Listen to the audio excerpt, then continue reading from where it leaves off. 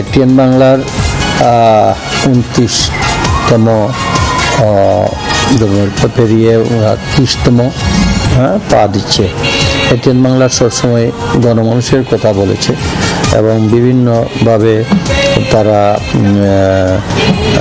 আন্দোলন সংগ্রাম, দেশের মানুষের ন্যায্য দাবি দেওয়া নেওয়ার কথা। তবে আমি আশা করি তাদের গণমাধ্যমটা যেন গণমুখী হয়, বাস্তবমুখী হয়, বস্তুনিষ্ঠ সংবাদ পরিবেশনের মাধ্যমে দেশ ও জাতি উপকৃত হবে। আমি দোয়া করি এটিএন বাংলা আরও সামনের দিকে এগিয়ে যাক, মানুষের প্রত্যাশা পূরণ করুক।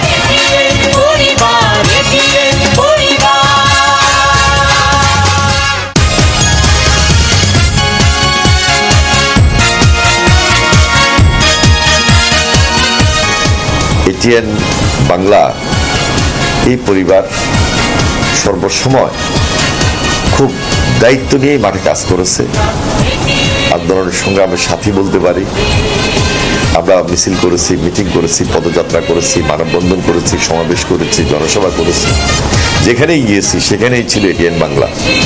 আজকে এটিএন বাংলা তারা 29 বছর শেষ করেছে। 30 বছরের পদার্পণ। আমি এটিএন বাংলা পরিবারকে আন্তরিকভাবে মোবারকবাদ জানাই, ধন্যবাদ জানাই। আমরা আশা করছি আগের মতো এখনো তারা আমাদের দেশ গড়ার কাজে সম্পূর্ণভাবে সম্পৃক্ত হবে। আমরা মাননীয় প্রধানমন্ত্রী জনাব তারেক রহমানের নেতৃত্বে এই আন্দোলন সংগ্রাম শেষ করে নতুন বাংলাদেশ গড়ার ক্ষেত্রে যে লক্ষ্য নির্ধারণ করেছি, নতুন বাংলাদেশ গড়া, আমাদের এই গড়ার ক্ষেত্রে, দেশ গড়ার ক্ষেত্রে এটিএন বাংলাকে সহযাত্রী হিসাবে নতুন করে পাব।